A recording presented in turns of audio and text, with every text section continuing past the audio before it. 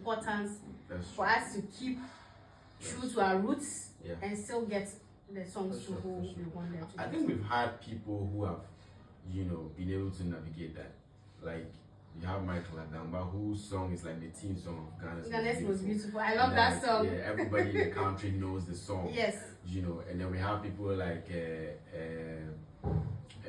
Atimbila, we have people like Ayisoba, we have Atongo Zimba, who has also penetrated and then even people like Miela, not that much, but like I think she has even gone out of the country.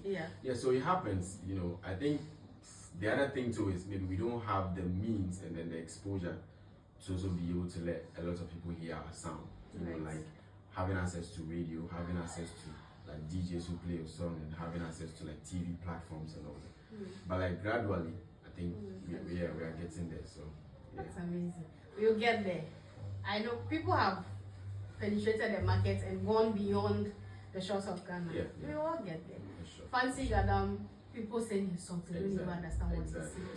So, yeah, we will get there. Just keep the uniqueness of what you are doing intact. We will get there. What's the one thing that you want to see your music do or achieve at the end of the day? Okay. So I just want to inspire people. Okay. So I want somebody to one day say, I listened to Carblings and I decided to do music. That would be like the best feeling in the world. Right. For somebody to be inspired by what I do and also pick up the mic and say, I'm going to do music. And also for somebody to say, oh, I listened to your song and then it had a positive impact, on me. So like, we do the music for those who listen, for the fans and those who listen to it. So if it has a positive impact, yes. And the last thing, I would like to see myself on the biggest stages, whether it's in the country or outside the country, to at least one day stand on a big platform and sing in my language to people. That would be like, the greatest honor or like achievement ever. Right. Yeah. That's amazing. So if you are inspired by Carblings, that's one of the things that he's looking forward to. Yeah. Please let him know. For sure. Yeah, because this is a conversation I had with Cappuccino. Yeah. People don't say, oh, you're doing amazing, you are doing good work, until it's too late. Yeah. And then they come out and say, I was so inspired by this person when they are no more around, to have that feeling, to know that I actually did something worthwhile while I was still here. So if he inspires you, this is the best time to let him know that he inspires you. Yeah. So off the topic, this is the last one we're going to talk about before we leave here. We had this conversation when he got here, and I'm still going to have this conversation because it's very important to me. Okay. Northern men. They say you guys are not romantic. Yeah. What's your take? Personally, I think it's true. I think the idea of being romantic, it doesn't come naturally to us. So I'm using myself as a case study, right? Okay. So growing up, I never saw my parents hug or kiss or show each other like these physical, signs of love. Yeah, or love. So I don't have that orientation. I didn't have that orientation growing up. Okay. So I had to learn that, by myself, and I think the modern thing about, being romantic and using pet names and, doing certain things, holding hands in public, helping your wife do certain things. I think the Southerners have more of like that culture than us.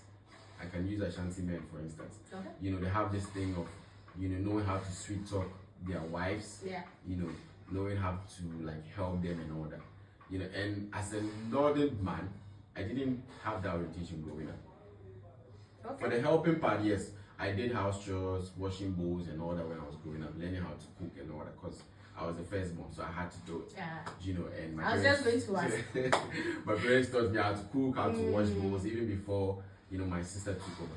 So, and then you have to help with house chores and all that. Right. I have that, but like, the idea of romantic that I think that women have these days, we are trying to learn it.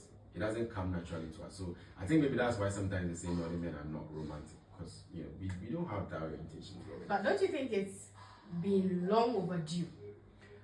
for men, northern men, to have learned some of these things. It is. But you know, there are certain things in our culture that don't go away. I know that there are certain cultures in the northern region that you cannot eat with your wife in the same bowl. Right? There are certain cultures I'm like going to have this conversation when we are done here. Because that's new to me. Yeah, so I'm going to have this conversation. There are certain cultures like that. And even some parents frown on their sons helping their wives in the house. So, you know, those people who get married and then live in the family house and all that.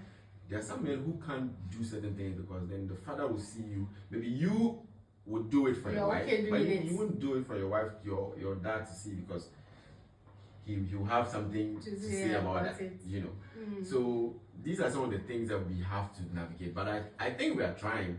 We're trying, because I see some of my Northern brothers and then the things that they do for their girlfriends. You know, they have this public display of affection and other things. You know, so it's nice. So we are learning. You guys should just give us time. You know, we should give it time. We are saying it's long overdue. We are coming. That's what somebody said. They are shifting their attention and their love towards the southern men because our northern brothers don't know how to choose their right. Give us time. We are coming. Alright, so this is how Blake's appeal to my sisters. He says you guys should give them time. You should calm down slow. That's an interesting thing. But I am one of the people who believe that it's okay to unlearn certain things and learn new ones. Yeah, for sure. So if you feel that it's not serving you, it's okay to unlearn it. Yeah, it's life. I think we learn every day. Like myself, for instance, I wasn't used to like calling people pet names and telling. That's something I can really relate to. Yeah, because it was difficult for me to tell someone to just say, "Oh, I love you." It doesn't come naturally.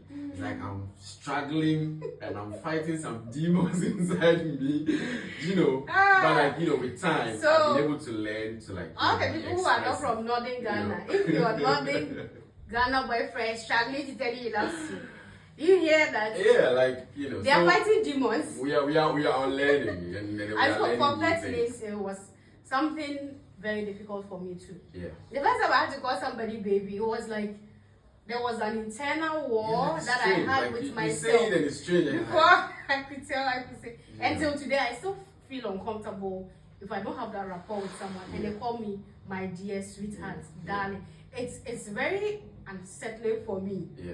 That doesn't mean I'm opposed to calling people pet names. I've gone past that. I now call people pet names. So yeah, it's okay to unlearn and learn new things. Yeah. So final words. What do you have for everybody who's watching us today? So first of all, the new song, I would like to thank everybody who, you know, has been using the sound, has been sharing the links, and I appreciate everybody who supports the music. I do the music because of the fans. So once I see that you guys are liking it, it gives me good feeling. And also, keep watching the podcast. Tales from Tanga. She's bringing more amazing things. Right? So if you haven't subscribed yet, please do so. Thank you. You know, and keep checking the channel. There'll be more fun conversations to come.